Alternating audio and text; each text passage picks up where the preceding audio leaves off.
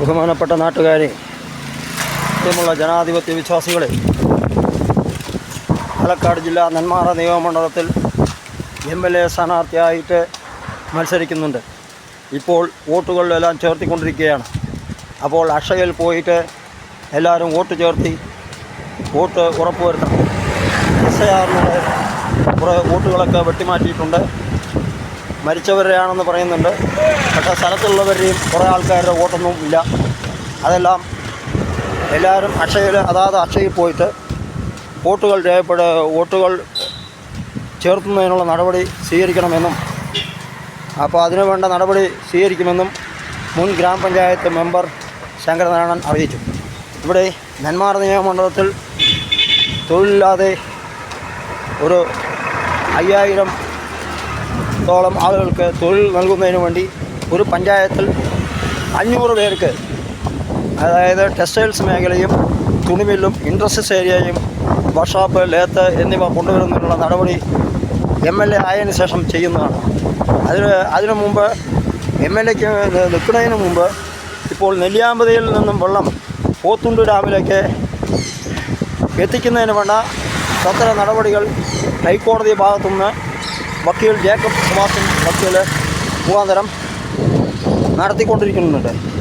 അപ്പോൾ അത് ഹൈക്കോടതിയെ കേസ് വിളിച്ച് ഒരു 15-20 ദിവസത്തിനുള്ളിൽ ഉത്തരവ് ഇറങ്ങുമെന്നാണ് ഹൈക്കോടതിയിൽ നിന്ന് കിട്ടിയ റിപ്പോർട്ട്.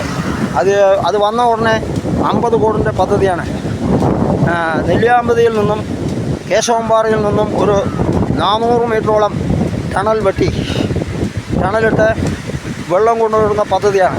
അതായത് നെല്ലിയാമ്പതിയിലേക്ക് കുടിവെള്ളത്തിനും നെന്മാറ, അയിലൂർ, മേലാറോഡ്, അല്ലശ്ശേന, ഇലവഞ്ചേരി, എരുമയൂർ, ആലത്തൂർ, കാവശ്ശേരി, പുതുക്കോട് എന്നീ പഞ്ചായത്തുകളാണ്. അത് പറഞ്ഞപ്പോൾ 10 പഞ്ചായത്ത് മന്ത്രി റോഷി അഗസ്റ്റ്യൻ വന്ന് ഉദ്ഘാടനം ചെയ്തിട്ട് പോയിട്ടുണ്ടായിരുന്നു.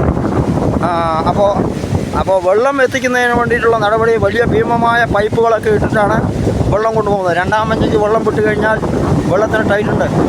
അപ്പോൾ നെല്ലിയാമ്പതിലുള്ള വെള്ളം കലക്കുകയും ചെയ്യുന്നുണ്ട്. അതിനുള്ള വേണ്ട നടപടി ഉടനെ ഉണ്ടാകുമെന്നും ഫെബ്രുവരിയിൽ അതിൻ്റെ പണി ആരംഭിക്കുന്നതിനുള്ള നടപടി ഉണ്ടാകുമെന്നും ഒരിക്കൽ കൂടി പറഞ്ഞുകൊണ്ട് നെന്മാറ മുൻ ഗ്രാമപഞ്ചായത്ത് മെമ്പർ ശങ്കരനാരായണൻ അറിയിച്ചു. എല്ലാവരും UDFൻ്റെ സഖ്യകക്ഷിയായ SJC എന്ന പാർട്ടിയാണ് നമ്മുടെ അതിനെ SJCയിൽ TV ചിഹ്നത്തിൽ വോട്ടുകൾ രേഖപ്പെടുത്തി വൻപിച്ച ഭൂരിപക്ഷത്തോടെ വിജയിപ്പിക്കാനും നാടിൻ്റെ വികസനത്തിന് വേണ്ടി ഒരുമിച്ച് പണിയെടുക്കാമെന്നും എല്ലാവരും ലൈക്ക് അടിച്ച് ഷെയർ ചെയ്ത് കമൻറ്റ് രേഖപ്പെടുത്തി അഭിപ്രായം യൂട്യൂബ് ചാനലാണ് വോയിസ് ഓഫ് ശങ്കരനാരായണൻ.